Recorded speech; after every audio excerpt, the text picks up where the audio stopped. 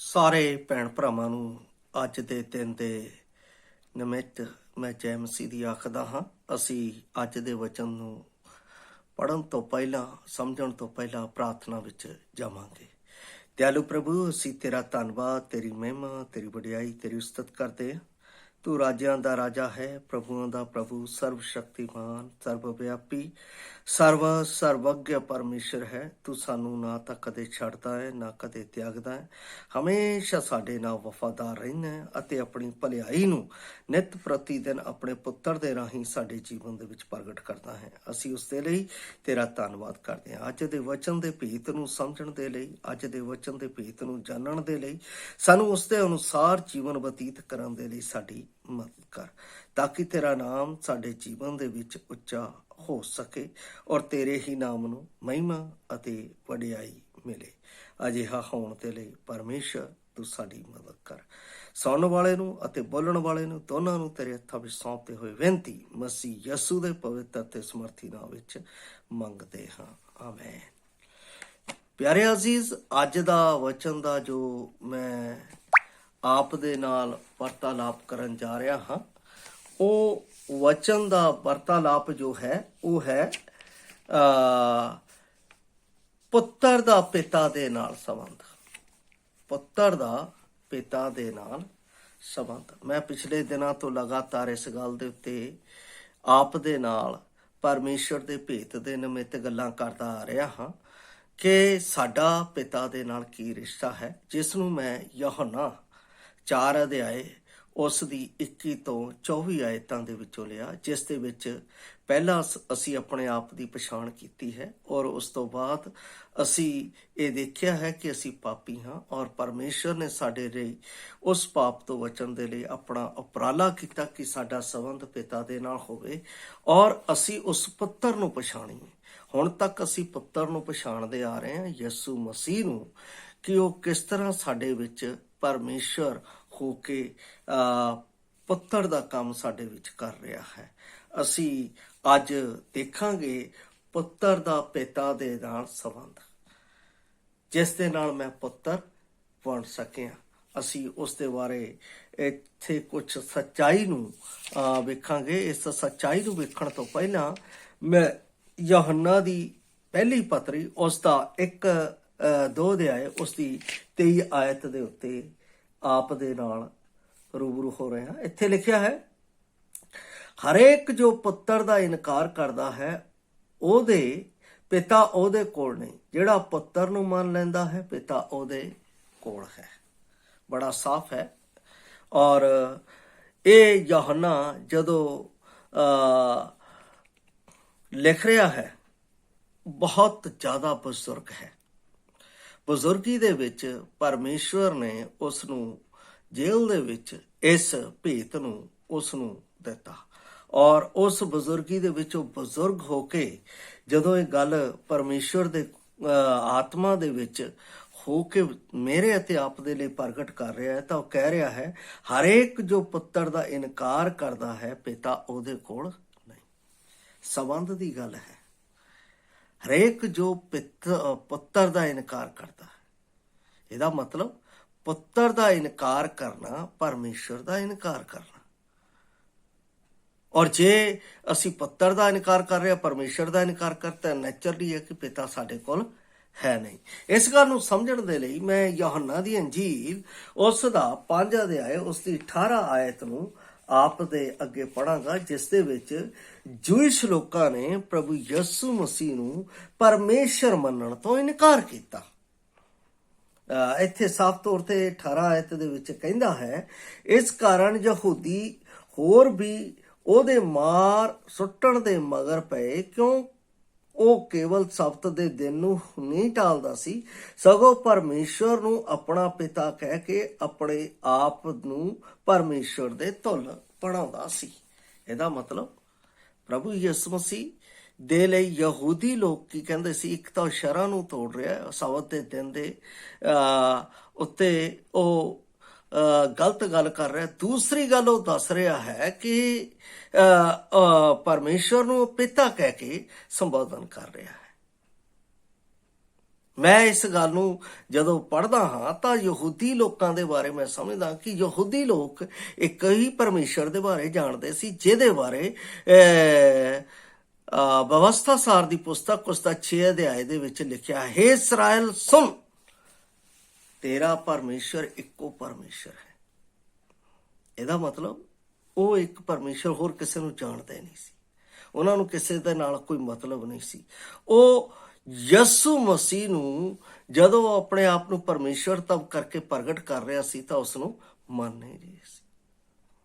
ਉਹ ਉਸ ਸ਼ਰ੍ਹਾ ਦੇ ਉੱਤੇ ਟਿਕੇ ਹੋਏ ਸੀ, ਉਹਨਾਂ ਦਾ ਧਿਆਨ ਉਸ ਉੱਤੇ ਟਿਕਿਆ ਹੋਇਆ ਸੀ।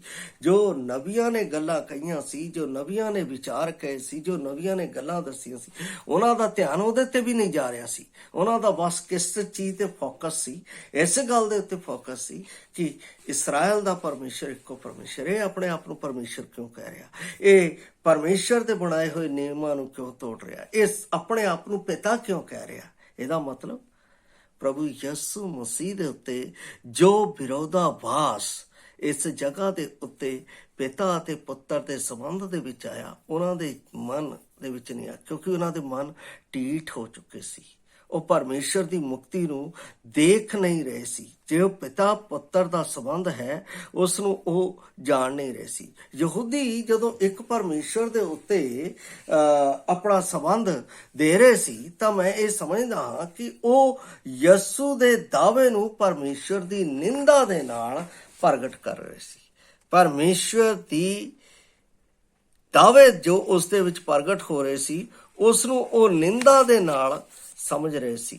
ਉਹ ਸਮਝਦੇ ਸੀ ਕਿ ਇਹ ਪਥਰਾਵ ਕਰਨ ਦੇ ਯੋਗ ਹੈ, ਇਹ ਪਰਮੇਸ਼ਰ ਦੇ ਯੋਗ ਨਹੀਂ ਹੈ, ਕਿਉਂਕਿ ਇਹ ਪਰਮੇਸ਼ਰ ਦੀ ਕਿਉਂ? ਅਗਰ ਅਸੀਂ ਇਸ ਗੱਲ ਨੂੰ ਸਮਝਣਾ ਹੈ ਤਾਂ ਮੈਨੂੰ ਲੇਵੀਆਂ ਦੀ ਪੁਸਤਕ 24 ਅਧਿਆਏ ਉਸ ਦੀ 13 ਅਤੇ 16 ਆਇਤ ਨੂੰ ਪੜ੍ਹਨਾ ਪਏਗਾ। ਇੱਥੇ ਲਿਖਿਆ ਹੈ 14 ਅਤੇ 16 ਇੱਥੇ ਲਿਖਿਆ ਹੈ 24 ਦੇ ਵਿੱਚ ਲੇਵੀਆਂ ਦੀ ਪੁਸਤਕ, ਜਿਸ ਨੇ ਕੁਫਰ ਬਕਿਆ ਉਸ ਨੂੰ ਡੇਰੇ ਤੋਂ ਬਾਹਰ ਲਿਆਓ ਅਤੇ ਜਿਨ੍ਹਾਂ ਨੇ ਸੁਣਿਆ ਉਹ ਆਪਣੇ ਹੱਥ ਉਸ ਦੇ ਸਿਰ ਉੱਤੇ ਧਰਨ ਅਤੇ ਸਾਰੀ ਮੰਡਲੀ ਉਸ ਨੂੰ ਬਟਿਆਂ ਨਾਲ ਮਾਰ ਸੁੱਟੇ। ਔਰ 16 ਦੇ ਵਿੱਚ ਇੱਥੇ ਇਸ ਗੱਲ ਨੂੰ ਕਹਿੰਦਾ ਹੈ, ਅਤੇ ਜਿਹੜਾ ਯਹੋਵਾ ਦੇ ਨਾਮ ਨੂੰ ਦੁਰਵਚਨ ਬੋਲੇ ਸੋ ਜ਼ਰੂਰ ਵੱਢਿਆ ਜਾਵੇ, ਅਤੇ ਸਾਰੀ ਮੰਡਲੀ ਉਸ ਨੂੰ ਸੰਗ ਵਟਿਆਂ ਨਾਲ ਮਾਰ ਸੁੱਟੇ, ਭਾਵੇਂ ਓਪਰਾ, ਭਾਵੇਂ ਉਸ ਜੋ ਦੇਸ਼ ਵਿੱਚ ਜੰਮਿਆ ਹੋਵੇ, ਜਿਸ ਵੇਲੇ ਉਸ ਯਹੋਵਾ ਦੇ ਨਾਮ ਦਾ ਦੁਰਵਚਨ ਬੋਲਿਆ ਸੋ ਵੱਢਿਆ ਜਾਵੇ। ਯਹੂਦੀ ਲੋਕ ਸੱਚੇ ਸੀ, ਗਲਤ ਨਹੀਂ ਸੀ ਸ਼ਰ੍ਹਾ ਦੇ ਮੁਤਾਬਿਕ, ਪਰ ਉਹ ਪਰਮੇਸ਼ਰ ਪੁੱਤਰ ਦੇ ਉਸ ਦਾਅਵਿਆਂ ਨੂੰ ਜੋ ਪਰਮੇਸ਼ਰ ਨੇ ਆਪਣੇ ਆਪ ਨੂੰ ਉਹਨਾਂ ਦੇ ਉੱਤੇ ਪ੍ਰਗਟ ਕਰਨ ਨੂੰ ਕੀਤੇ ਸੀ, ਉਹਨੂੰ ਉਹ ਸਮਝ ਨਹੀਂ ਰਹੇ ਸੀ, ਕਿਉਂਕਿ ਉਹਨਾਂ ਦੇ ਮਨ ਹਠੀ ਹੋ ਚੁੱਕੇ ਸੀ। ਉਹਨਾਂ ਦੇ ਮਨ ਬਹੁਤ ਜ਼ਿਆਦਾ ਉਹਨਾਂ ਦੇ ਪ੍ਰਤੀ ਘਿਰਣਿਤ ਹੋ ਚੁੱਕੇ ਸੀ। ਔਰ ਪ੍ਰਭੂ ਯਿਸੂ ਮਸੀਹ ਕੀ ਕਹਿੰਦਾ ਹੈ, ਮੈਂ ਵਚਨ ਦੇ ਵਿੱਚ ਦੂਸਰਾ ਵੀ ਪੜ੍ਹ ਰਿਹਾ ਹਾਂ, ਜਦੋਂ ਯਹੋਨਾ ਦੀ ਅੰਜੀਲ ਉਸ ਦਾ 10 ਅਧਿਆਏ ਉਸ ਦੀ 30 ਆਇਤ ਨੂੰ ਮੈਂ ਪੜ੍ਹਦਾ ਹਾਂ। ਇੱਥੇ ਲਿਖਿਆ ਹੈ 30 ਦੇ ਵਿੱਚ, ਮੈਂ ਔਰ ਪਿਤਾ ਇੱਕ ਹਾਂ, ਮੈਂ ਔਰ ਪਿਤਾ ਇੱਕ ਹਾਂ। ਇਸ ਗੱਲ ਦੇ ਉੱਤੇ ਹੋਰ ਜ਼ਿਆਦਾ ਭੜਕ ਗਏ, ਹੋਰ ਜ਼ਿਆਦਾ ਪਰਮੇਸ਼ਰ ਦੇ ਪੁੱਤਰ ਦੇ ਪ੍ਰਤੀ ਜੋ ਪਿਤਾ ਦਾ ਸੰਬੰਧ ਪ੍ਰਭੂ ਯਿਸੂ ਮਸੀਹ ਪ੍ਰਗਟ ਕਰ ਰਿਹਾ ਸੀ ਆਪਣੇ ਆਪ ਦੇ ਵਿੱਚ, ਉਸ ਦੇ ਪ੍ਰਤੀ ਉਹ ਗੁੱਸੇ ਨਾਲ, ਘਿਰਣਾ ਨਾਲ ਭਰ ਗਏ। ਔਰ ਪ੍ਰਭੂ ਯਿਸੂ ਮਸੀਹ ਤਾਂ ਇਹ ਪ੍ਰਮਾਣ ਦੇ ਰਿਹਾ ਸੀ, ਪਰ ਜਦੋਂ ਯਹੋਨਾ 14 ਦੇ 9 ਦੇ ਵਿੱਚ ਜਦੋਂ ਚੇਲੇ ਉਹਦੇ ਨਾਲ ਗੱਲ ਕਰਦੇ ਆ, ਤਦ ਉਹ ਉਹਨਾਂ ਨੂੰ ਆਪਣੀ ਸੱਚਾਈ ਦੱਸਦਾ ਹੈ। 14 ਦੇ 9 ਨੂੰ ਮੈਂ ਆਪ ਦੇ ਲਈ ਪੜ੍ਹ ਰਿਹਾ ਹਾਂ। ਇਸ ਜਗ੍ਹਾ ਦੇ ਉੱਤੇ ਲਿਖਿਆ ਹੈ, ਕਹਿੰਦਾ ਹੈ, ਯਿਸੂ ਨੇ ਉਹਨਾਂ ਨੂੰ ਆਖਿਆ, ਫਿਲਿੱਪੁਸ, ਇੰਨੇ ਚਿਰ ਤੋਂ ਮੈਂ ਤੁਹਾਡੇ ਨਾਲ ਹਾਂ, ਔਰ ਕੀ ਤੈਂ ਮੈਨੂੰ ਨਹੀਂ ਜਾਣਿਆ? ਜਿਸ ਮੈਨੂੰ ਵੇਖਿਆ ਉਸ ਪਿਤਾ ਨੂੰ ਵੇਖਿਆ ਹੈ, ਅਤੇ ਤੂੰ ਕਿਉਂ ਕਰ ਆਖਦਾ ਹੈ ਸਾਨੂੰ ਪਿਤਾ ਦਾ ਦਰਸ਼ਨ ਕਰਾ? ਯਿਸੂ ਮਸੀਹ ਅਤੇ ਪਰਮੇਸ਼ਰ ਇੱਕ ਹੈ, ਉਹ ਪਿਤਾ ਹੈ। ਪਿਤਾ ਦੇ ਸਮਾਨ ਪੁੱਤਰ ਦੇ ਵਿੱਚ ਮੇਰਾ ਮਿਲਾਪ ਕਰਾਉਣ ਦੇ ਲਈ ਉਹ ਸਵੈਂ ਮਨੁੱਖ ਬਣਿਆ ਹੈ। ਇਹ ਭੇਤ ਬਹੁਤ ਵੱਡਾ ਹੈ। ਇਸ ਨੂੰ ਮੈਂ ਅਤੇ ਆਪ ਨੇ ਸਮਝਣਾ ਹੈ। ਮੈਂ ਜਾਣਨਾ ਹੈ ਕਿ ਮੇਰਾ ਰਿਸ਼ਤਾ ਪਰਮੇਸ਼ਵਰ ਦੇ ਨਾਲ ਕੀ ਹੈ। ਜੇ ਮੈਨੂੰ ਇਹ ਸਮਝ ਨਹੀਂ ਆਇਆ ਤਾਂ ਪਿਆਰੋ, ਮੇਰੇ ਵਿਸ਼ਵਾਸ ਦੇ ਵਿੱਚ, ਮੇਰੇ ਵਿਸ਼ਵਾਸੀ ਹੋਣ ਦੇ ਵਿੱਚ ਸੰਬੰਧ ਵਿਛੇਦ ਹੈ।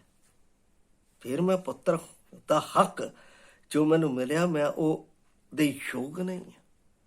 ਇਸ ਲਈ ਪਿਤਾ ਦੇ ਸੰਬੰਧ ਨੂੰ ਜਦੋਂ ਪ੍ਰਭੂ ਯਿਸੂ ਮਸੀਹ ਇੱਥੇ ਸਾਫ਼ ਕਰ ਰਿਹਾ, ਜਿਹਨੇ ਮੈਨੂੰ ਦੇਖਿਆ ਉਹਨੇ ਪਿਤਾ ਨੂੰ ਵੇਖਿਆ। ਔਰ ਕਲੋਸੀਆਂ ਜਦੋਂ 1:15 ਪੜ੍ਹਦੇ ਹਾਂ ਤਾਂ ਉੱਥੇ ਮਸੀਹ ਯਿਸੂ ਨੂੰ ਅਦ੍ਰਿਸ਼ ਪਰਮੇਸ਼ਵਰ ਦਾ ਪ੍ਰਤੀਰੂਪ ਕਹਿ ਕੇ ਪ੍ਰਗਟ ਕੀਤਾ ਗਿਆ। ਅਦ੍ਰਿਸ਼ ਪਰਮੇਸ਼ਵਰ, ਉਹਦੇ ਪਿੱਛੇ ਅਦ੍ਰਿਸ਼ ਪਰਮੇਸ਼ਵਰ ਦੀ ਸ਼ਕਤੀ ਪ੍ਰਗਟ ਹੁੰਦੀ ਸੀ। ਲੋਕ ਜਿਹੜੇ ਸੀ, ਯਹੂਦੀ ਜਿਹੜੇ ਸੀ, ਉਹਦੇ ਕੰਮ ਦੇਖ ਕੇ ਵੀ ਉਹਨੂੰ ਨਹੀਂ ਜਾਣ ਸਕੇ, ਕਿਉਂਕਿ ਉਹ ਕੰਮ ਸਿਰਫ ਪਰਮੇਸ਼ਵਰ ਕਰ ਸਕਦਾ ਸੀ, ਮਨੁੱਖ ਨਹੀਂ ਸੀ ਕਰ ਸਕਦਾ, ਕੋਈ ਹੋਰ ਨਹੀਂ ਸੀ ਕਰ ਸਕਦਾ, ਸਿਰਫ ਉਹ। ਇਸ ਕਰਕੇ ਪੌਲੁਸ ਉਹਨੂੰ ਅਦ੍ਰਿਸ਼ ਪਰਮੇਸ਼ਵਰ ਦਾ ਪ੍ਰਤੀ ਸਰੂਪ ਹੈ ਪ੍ਰਗਟ ਕਰਦਾ ਹੈ। ਯਿਸੂ ਮਸੀਹ ਅਦ੍ਰਿਸ਼ ਪਰਮੇਸ਼ਵਰ ਦਾ ਰੂਪ, ਕਿਉਂਕਿ ਅਦ੍ਰਿਸ਼, ਕਿਉਂਕਿ ਉਹ ਆਤਮਾ ਹੈ, ਉਹ ਆਤਮਾ ਹੈ। ਆਤਮਾ ਨੂੰ ਅਸੀਂ ਉਦੋਂ ਜਾਣ ਸਕਦੇ ਹਾਂ ਜਦੋਂ ਮੇਰੇ ਵਿੱਚ ਪਰਮੇਸ਼ਵਰ ਦੇ ਕਾਰਜ ਨੂੰ, ਕਹਿਣ ਦਾ ਭਾਵ ਮੁਕਤੀ ਦੇ ਕਾਰਜ ਨੂੰ ਮੇਰੇ ਵਿੱਚ ਪ੍ਰਗਟ ਕਰਦਾ, ਜਿਹਦੇ ਬਾਰੇ ਅਸੀਂ ਅਫਸੀਆਂ 1:13 ਦੇ ਵਿੱਚ ਪੜ੍ਹਦੇ ਹਾਂ। ਕਹਿੰਦਾ ਜਿੰਨਿਆਂ ਨੇ ਉਸ ਸੱਤ ਦੇ ਵਚਨ ਨੂੰ ਮੰਨ ਲਿਆ, ਉਹਨਾਂ ਉੱਤੇ ਪਰਮੇਸ਼ਵਰ ਦੇ ਪਵਿੱਤਰ ਆਤਮਾ ਦੀ ਮੋਹਰ ਲੱਗੀ। ਕਾਹਦੇ ਵਾਸਤੇ? ਪੁੱਤਰ ਹੋਣ ਦੇ ਸੰਬੰਧ ਨੂੰ ਪ੍ਰਗਟ ਕਰਨ ਦੇ ਲਈ। ਕਿੰਨੀ ਵੱਡੀ ਗੱਲ ਹੈ ਇਹ! ਕੋਈ ਆਮ ਗੱਲ ਨਹੀਂ, ਇਹ ਕੋਈ ਛੋਟੀ ਗੱਲ ਨਹੀਂ। ਮੇਰੇ ਲਈ ਪਰਮੇਸ਼ਵਰ ਨੇ ਪੁੱਤਰ ਦਾ ਰਿਸ਼ਤਾ ਪਿਤਾ ਦੇ ਨਾਲ ਕਾਇਮ ਕਰਨ ਦੇ ਲਈ ਇਸ ਜਗ੍ਹਾ ਦੇ ਉੱਤੇ ਅਦ੍ਰਿਸ਼ ਪਰਮੇਸ਼ਵਰ ਹੋ ਕੇ ਯਿਸੂ ਮਸੀਹ ਦੇ ਵਿੱਚ ਕੰਮ ਕੀਤਾ ਹੈ, ਆਤਮਾ ਦੇ ਵਿੱਚ ਕੰਮ ਕੀਤਾ ਹੈ। ਕਿੰਨਾ ਵੱਡਾ ਭੇਦ ਹੈ, ਕਿੰਨਾ ਵੱਡਾ ਸੀਕਰਟ ਹੈ ਜਿਹੜਾ ਮੇਰੇ ਅਤੇ ਆਪ ਦੇ ਵਿੱਚ ਪਰਮੇਸ਼ਵਰ ਨੇ ਸਵੈਂ ਪ੍ਰਗਟ ਕੀਤਾ ਹੈ। ਔਰ ਜਦੋਂ ਮੈਂ 10:33 ਪੜ੍ਹਦਾ ਹਾਂ, ਉਸ ਦੇ ਵਿੱਚ ਵੀ ਸੱਚਾਈ ਸਾਫ਼ ਰੀਤੀ ਨਾਲ ਹੈ। ਯਹੂਦੀਆਂ ਨੇ ਉਹਨੂੰ ਉੱਤਰ ਦਿੱਤਾ ਕਿ ਅਸੀਂ ਤੈਨੂੰ ਚੰਗੇ ਕੰਮ ਪਿੱਛੇ ਪਥਰਾ ਨਹੀਂ ਕਰਦੇ, ਪਰ ਕੁਫਰ ਪਿੱਛੇ, ਅਤੇ ਇਸ ਲਈ ਜੋ ਤੂੰ ਮਨੁੱਖ ਹੋ ਕੇ ਆਪਣੇ ਆਪ ਨੂੰ ਪਰਮੇਸ਼ਰ ਬਣਾਉਂਦਾ। ਉਹਨਾਂ ਦੇ ਮਨ ਦੇ ਵਿੱਚ ਹਜੇ ਵੀ ਇਹੀ ਚੀਜ਼ ਸੀ। ਉਹ ਸੱਚਾਈ ਨੂੰ ਸਮਝ ਨਹੀਂ ਪਾ ਰਹੇ ਸੀ, ਉਹ ਸੱਚਾਈ ਨੂੰ ਜਾਣ ਹੀ ਨਹੀਂ ਪਾ ਰਹੇ ਸੀ। ਕਈ ਵਾਰ ਅਸੀਂ ਪਿੰਡਾਂ ਦੇ ਵਿੱਚ ਪ੍ਰਚਾਰ ਦੇ ਲਈ ਜਾਂਦੇ ਹਾਂ, ਲੋਕਾਂ ਨੂੰ ਤਰ੍ਹਾਂ ਤਰ੍ਹਾਂ ਦੇ ਤਰੀਕਿਆਂ ਦੇ ਨਾਲ ਪ੍ਰਭੂ ਯਿਸੂ ਮਸੀਹ ਦੇ ਸੱਚ ਨੂੰ ਪ੍ਰਗਟ ਕਰਨ ਦੀ ਕੋਸ਼ਿਸ਼ ਕਰਦੇ ਹਾਂ, ਪਰ ਯੋਗਿਕ ਤਰੀਕੇ ਦੇ ਨਾਲ ਵੀ, ਤਾਂ ਵੀ ਉਹ ਫੇਥ ਨਹੀਂ ਕਰਦੇ। ਕਿਉਂ? ਕਿਉਂਕਿ ਇਸ ਯੁੱਗ ਦੇ ਈਸ਼ਵਰ ਨੇ ਉਹਨਾਂ ਦੀਆਂ ਅੱਖਾਂ ਨੀਆਂ ਕਰ ਦਿੱਤੀਆਂ ਕਿ ਉਹ ਇਸ ਰਿਸ਼ਤੇ ਨੂੰ ਪਛਾਣ ਹੀ ਨਾ ਸਕਣ। ਉਹ ਮਨ ਦੇ ਹਠੀ, ਇੱਥੇ ਇਸਰਾਏਲੀ ਵੀ ਹਠੀ ਹੋ ਚੁੱਕੇ ਆ, ਉਸ ਸੱਚਾਈ ਨੂੰ, ਉਸ ਗੱਲ ਨੂੰ ਸਮਝ ਨਹੀਂ ਸਕਦੇ। ਪਰ ਪ੍ਰਭੂ ਯਿਸੂ ਮਸੀਹ ਨੂੰ, ਜਿਹੜਾ ਪਰਮੇਸ਼ਰ ਤਵ ਹੋ ਕੇ ਆਇਆ, ਜਿਹਨੇ ਮੇਰਾ ਸੰਬੰਧ ਪਿਤਾ ਦੇ ਨਾਲ ਸਥਾਪਿਤ ਕਰਨ ਦੇ ਲਈ ਆਪਣੇ ਆਪ ਨੂੰ ਦਿੱਤਾ, ਉਸ ਦੇ ਬਾਰੇ ਪੌਲਸ ਰਸੂਲ ਫਿਲਿੱਪੀਆਂ ਦੀ ਪੁਸਤਕ, ਉਸ ਦਾ 2 ਅਧਿਆਏ, ਉਸ ਦਾ 5 ਅਤੇ 6 ਆਇਤ ਦੇ ਵਿੱਚ ਇਸ ਸੱਚਾਈ ਨੂੰ ਪ੍ਰਗਟ ਕਰਦਾ ਹੈ। ਮੈਂ ਆਪ ਦੇ ਲਈ ਉਹ ਵੀ ਪੜ੍ਹ ਰਿਹਾ ਹਾਂ।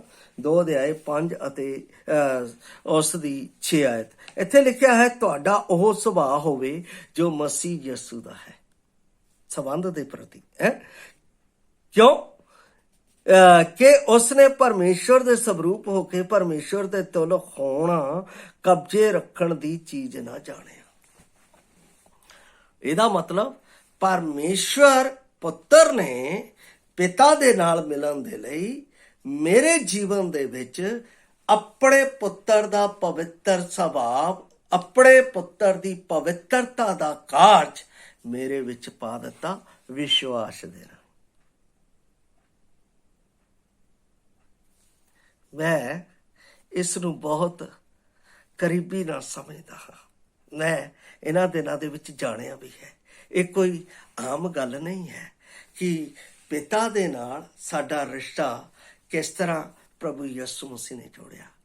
ਜੇ ਉਸ ਕੁਰਬਾਨੀ ਨੂੰ ਜਿਹੜੀ ਕਾਲਵਰੀ ਕਰੂਸ ਦੇ ਉੱਤੇ ਹੈ, ਉਸ ਦੇ ਉੱਤੇ ਧਿਆਨ ਕਰੋ ਤਾਂ ਤੁਹਾਨੂੰ ਸੱਚਮੁੱਚ ਪਤਾ ਲੱਗੇਗਾ ਕਿ ਇਹ ਆਸਾਨ ਨਹੀਂ ਸੀ। ਇਹ ਚੋਲਾ ਪ੍ਰਭੂ ਯਿਸੂ ਮਸੀਹ ਦਾ ਮੈਨੂੰ ਮਿਲਣਾ ਆਸਾਨ ਨਹੀਂ ਸੀ। ਪਿਤਾ ਅਤੇ ਪੁੱਤਰ ਦੇ ਸੰਬੰਧ ਦੇ ਵਿੱਚ ਜੁੜਨਾ ਆਸਾਨ ਨਹੀਂ ਸੀ। ਕਿੱਥੇ ਮੇਰੇ ਵਿੱਚ ਕੜਵਾ ਸੁਭਾਅ ਸੀ, ਕੜਵਾ, ਤੇ ਇਸ ਕੜਵੇ ਸੁਭਾਅ ਦੇ ਵਿੱਚ ਅੰਗੂਰ ਦੀ ਬੇਲ ਦਾ ਸੁਭਾਅ ਪਾਇਆ ਗਿਆ। ਅਦਭੁਤ ਗੱਲ ਨਹੀਂ? ਇਹ ਰਿਸ਼ਤਾ ਕੋਈ ਆਸਾਨ ਰਿਸ਼ਤਾ ਨਹੀਂ ਹੈ ਮੇਰੇ ਪਿਆਰੇ ਅਸੀਸ। ਇਸ ਰਿਸ਼ਤੇ ਨੂੰ ਸਾਨੂੰ ਸਮਝਣਾ ਪਏਗਾ। ਜਦੋਂ ਇਹ ਰਿਸ਼ਤਾ ਸਮਝ ਆ ਜਾਏਗਾ ਤਾਂ ਤੁਸੀਂ ਭਿਖਾਰੀ ਨਹੀਂ, ਤਾਂ ਤੁਸੀਂ ਪਰਮੇਸ਼ਰ ਰਾਜ ਦੇ ਉੱਤਰ ਦੇ ਅਧਿਕਾਰੀ ਹੋ। ਮੈਂ ਫੀਲ ਕਰਦਾ, ਪੂਰੀ ਤਰ੍ਹਾਂ ਨਾਲ ਫੀਲ ਕਰਦਾ, ਮੈਂ ਉੱਤਰਾਧਿਕਾਰੀ, ਮੈਂ ਭਿਖਾਰੀ ਨਹੀਂ ਹਾਂ। ਪਰਮੇਸ਼ਰ ਨੇ ਮੈਨੂੰ ਭਿਖਾਰੀ ਹੋਣ ਦਾ ਹੱਕ ਨਹੀਂ ਦਿੱਤਾ ਹੈ, ਪੁੱਤਰ ਹੋਣ ਦਾ ਹੱਕ ਦਿੱਤਾ ਹੈ। ਸਮਝਣਾ ਹੈ।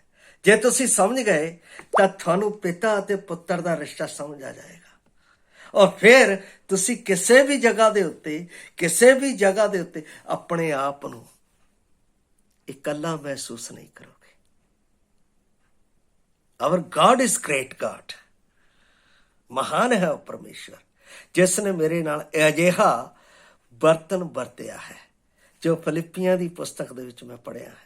ਇਸ ਲਈ ਪਰਮੇਸ਼ਰ ਮੇਰੇ ਲਈ ਪ੍ਰਾਰਥਨਾ ਕਰਦਾ ਹੈ। ਮੈਂ ਉਹ ਵੀ ਆਪ ਦੇ ਲਈ ਪੜ੍ਹਦਾ ਹਾਂ।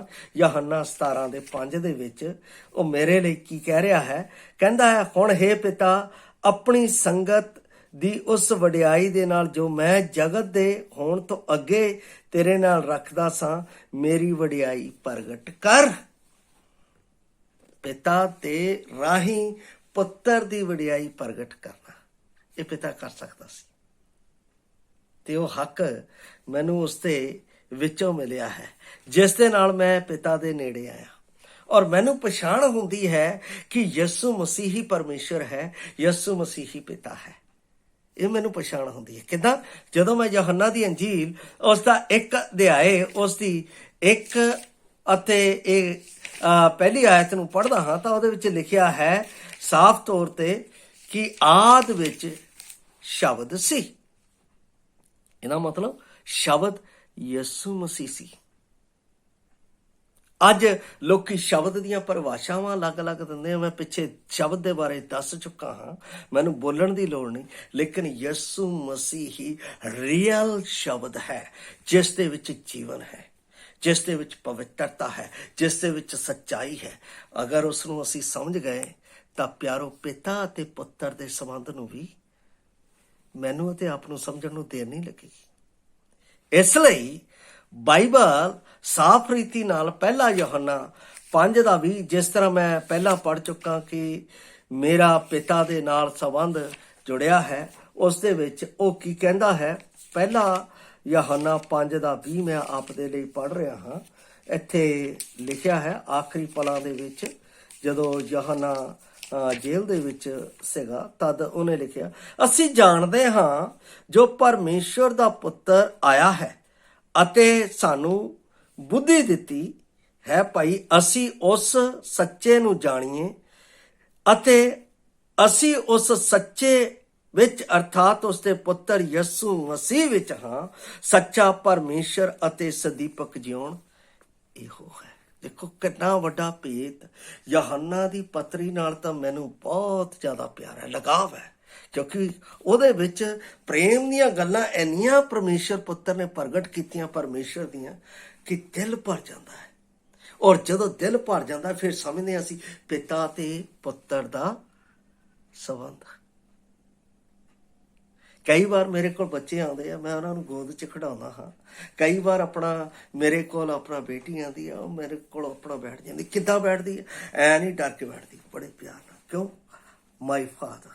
ਜਦੋਂ ਬੱਚੇ ਆਉਂਦੇ, ਹਾਂ ਅੰਕਲ, ਕਿੰਨਾ ਅਦਭੁਤ। ਉਹਨਾਂ ਦੇ ਵਿੱਚ ਇੱਕ ਇਹੋ ਜਿਹੀ ਗੁੱਡ ਰਿਲੇਸ਼ਨਸ਼ਿਪ ਹੈ ਜਿਸ ਦੇ ਨਾਲ ਅਸੀਂ ਪਰਮੇਸ਼ਵਰ ਦੀ ਰਿਲੇਸ਼ਨਸ਼ਿਪ ਨੂੰ ਆਪਣੇ ਵਿੱਚ ਸਮਝ ਲੈਂਦੇ ਹਾਂ। ਕਹਿੰਦਾ ਤੁਹਾਡਾ ਉਹ ਸੁਭਾਅ ਹੋਵੇ ਜੋ ਮਸੀਹ ਯਿਸੂ ਦਾ ਹੈ। ਇਹਦਾ ਮਤਲਬ ਪਿਤਾ ਪੁੱਤਰ ਦੇ ਸੰਬੰਧ ਦੇ ਵਿੱਚ ਮੇਰੇ ਵਿੱਚ ਮਸੀਹ ਦੇ ਰਾਹੀਂ ਪਰਮੇਸ਼ਵਰ ਦਾ ਚਾਰਿੱਤਰ ਪ੍ਰਗਟ ਹੋਣਾ ਚਾਹੀਦਾ ਹੈ। ਜੇ ਨਹੀਂ ਪ੍ਰਗਟ ਹੈਗਾ ਤਾਂ ਪਿਆਰੋ ਮੇਰੇ ਵਿੱਚ ਹਜੇ ਵੀ ਸੰਬੰਧ ਵਿਛੇ ਜਾ। ਬੈਠ ਕੇ ਸੋਚਣਾ ਇਸ ਗੱਲ ਦੇ ਬਾਰੇ, ਧਿਆਨ ਕਰਨਾ ਇਸ ਬਾਰੇ ਕਿ ਸੱਚਮੁੱਚ ਮੈਂ ਪਿਤਾ ਅਤੇ ਪੁੱਤਰ ਦੀ ਰਿਲੇਸ਼ਨਸ਼ਿਪ ਦੇ ਵਿੱਚ ਹੈਗਾ। ਜਾਂ ਨਹੀਂ? ਮੈਂ ਇੱਥੇ ਵਿਰਾਮ ਦਿੰਦਾ ਹਾਂ। ਕੱਲ ਨੂੰ ਮੈਂ ਫਿਰ ਆਪ ਦੇ ਨਾਲ ਇਸ ਚੀਜ਼ ਨੂੰ ਪ੍ਰਗਟ ਕਰਾਂਗਾ ਕਿ ਸਾਡਾ ਪਿਤਾ ਅਤੇ ਪੁੱਤਰ ਦੇ ਨਾਲ ਸੰਬੰਧ, ਔਰ ਦੂਸਰਾ ਮੈਂ ਇਹ ਪ੍ਰਗਟ ਕਰਾਂਗਾ ਕਿ ਮਸੀਹ ਯਿਸੂ ਮਨੁੱਖੀ ਰੂਪ ਹੋ ਕੇ ਵੀ ਪਿਤਾ ਦੇ ਅਧੀਨ ਰਿਹਾ। ਫਿਰ ਮੇਰੇ ਰਿਸ਼ਤੇ ਦੀ ਪਛਾਣ ਪੂਰੀ ਹੋ ਜਾਏਗੀ, ਔਰ ਉਸ ਤੋਂ ਬਾਅਦ ਮੈਂ ਆਖਰੀ ਪਲਾਂ ਦੇ ਉਹਨਾਂ ਪਲਾਂ ਦੇ ਵਿੱਚ ਪਰਮੇਸ਼ਰ ਦੀ ਮਹਿਮਾ ਨੂੰ, ਜੋ ਪਰਮੇਸ਼ਰ ਨੇ ਪਿਤਾ ਅਤੇ ਪੁੱਤਰ ਦੇ ਵਿੱਚ ਹੈ, ਉਸ ਨੂੰ ਤੁਹਾਡੇ ਅੱਗੇ ਰੱਖਾਂਗਾ, ਤਾਂ ਕਿ ਅਸੀਂ ਉਸ ਦੇ ਵਿੱਚ, ਉਸ ਦੀ ਜਿਉਂਦੀ ਆਮਦ ਦੇ ਵਿੱਚ ਵੱਧਦੇ ਜਾਈਏ। ਪ੍ਰਭੂ ਆਪ ਨੂੰ ਇਸ ਵਚਨ ਦੇ ਨਾਲ ਹੁਣ ਤੱਕ ਬਰਕਤ ਦਿੱਤੀ ਹੈ, ਆਉਣ ਵਾਲੇ ਸਮੇਂ ਦੇ ਵਿੱਚ ਉਹਦੀ ਆਮਦ ਤੱਕ ਆਪ ਨੂੰ ਇਸੇ ਤਰ੍ਹਾਂ ਆਸ਼ੀਸ਼ ਦਿੰਦਾ ਰਹੇ। ਜੈ ਮਸੀਹ ਦੀ। ਮਾਰਾਨਾਥਾ।